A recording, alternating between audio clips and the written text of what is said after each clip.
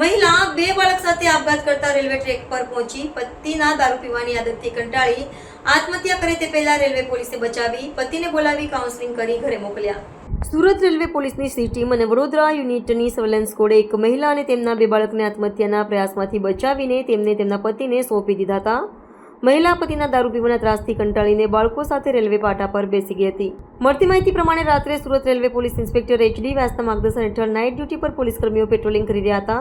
દરમિયાન ઉધના તરફના છેડા પર એક મહિલા બે બાળક સાથે આત્મહત્યા કરવા બેઠી છે તેવી જાણ થતાં તરત જ પોલીસની ટીમ ત્યાં પહોંચી અને મહિલાને સાંત્વના આપી સુરત રેલવે પોલીસ સ્ટેશન લાવી હતી. પતિને દારૂ ન પીવાનું કહેતા મારઝૂડ કરતો હતો.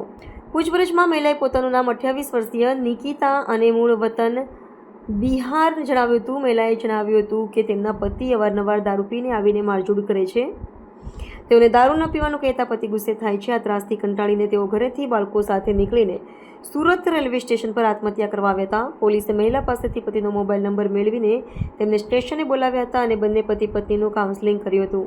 Surat railway police inspector H D. Vyas મહિલાને જીવનનું મૂલ્ય સમજાવ્યું હતું અને આત્મહત્યા ન કરવા સલાહ આપી હતી અને પતિ પત્નીને સારી રીતે રાખવા, દારૂની આદત છોડવા અને બાળકોના ભવિષ્યનો વિચાર કરવા સમજાવ્યા હતા. આ કાઉન્સેલિંગ બાદ પતિ પત્નીને બાળકો સાથે સુરક્ષિત ઘરે મોકલી દેવાયા હતા.